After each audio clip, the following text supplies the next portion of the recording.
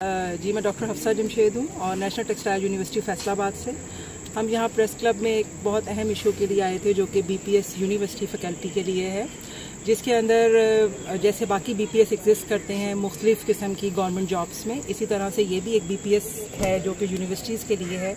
But यहाँ पे एक अहम डिफरेंस है कि बाकी जगहों पे जो है एक प्रॉपर सिस्टम है, सर्विस स्ट्रक्चर है जिसको हम कहते हैं प्रमोशन होना। आपके कुछ क्राइटेरिया पूरे होते हैं तो आप अगले पोजीशन पे चले जाते हैं, जबकि यूनिवर्सिटी के अंदर ये ऑप्शन मौजूद नहीं है। आपको हर दफ़ा रीअपॉइंटमेंट में जाना पड़ता है। रीअपॉइंटमेंट से मुराद मेरी ये है कि अगर आपने अगले कैडर में जाना है तो आपको एक एडवर्टीज़मेंट का इंतज़ार करना पड़ता है, और एडवर्टीज़मेंट पहले आना एक बड़ा अहम और मुश्किल तरीन काम है। उसके लिए पहले सीट होनी चाहिए और फिर एडवर्टीज़मेंट आएगा, फिर एक पूरे पाकिस्तान से जो है वो लोग उसके लिए कम्पीट करेंगे और फिर फाइनली आपकी सिलेक्शन होती है या नहीं होती इसका कोई ज़रूरी नहीं है। जबकि बाकी जगहों पे जो प्रमोशन है उसमें जब आप अपने कैडर पूरे कर लेते हैं तो उसके बाद आपकी एक प्रमोशन का सिस्टम एग्जिस्ट करता है। जबकि टीचिंग एक हम बड़ा अहम प्रोफेशन मानते हैं और पूरी दुनिया में हमारे पैगंबर भी एक उस्ताद के तौर पे हम उनको हमेशा इस रिस्पेक्ट में, ये भी एक हमारा रिस्पेक्ट का उसके अंदर है। लेकिन उस तरह से शायद हम अपनी यूनिवर्सिटी फैकल्टीज़ को उस तरह से नहीं रिस्पेक्ट देते, क्योंकि प्रमोशन ना होने की वजह से यूनिवर्सिटी की फैकल्टी में डीमोटिवेशन है।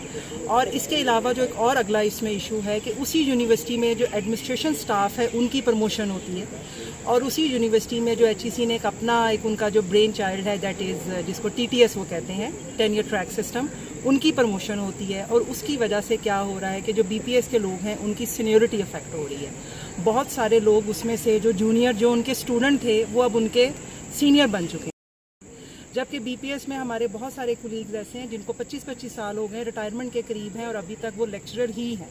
वो लेक्चरर हायर हुए थे और लेक्चरर ही रिटायर हो जाएंगे, जो कि शायद एक अलमिया है किसी भी अदारे के लिए, किसी भी इंसान के लिए, कि वो जिस अदारे में उसने अपनी ज़िंदगी के इतने साल गुजारे हैं वहाँ पे उसको कोई प्रमोशन ना मिले, कोई सर्विस स्ट्रक्चर ना मिले। और ज़ाहरी तौर पे इन वजह से अगर हम ये बात करें कि जी हमारे उस्ताद, और हम बहुत सारी आजकल बात करते हैं कि जी रिसर्च में ख़राब हो गया है, बहुत सारे फैक्टर हैं कि जब तक टीचर मोटिवेटेड नहीं होगा और टीचर जब इस तरह की के साथ लगा है, जब आपकी एक बेसिक, जब टीटीएस ये था कि टीचर जो है वो फ्री ऑफ माइंड होना चाहिए, उनकी सैलरी क्योंकि बीपीएस से काफ़ी ज़्यादा होती है, उसका पर्पज़ यही था कि जी वो फ्री ऑफ माइंड होके काम करेगा।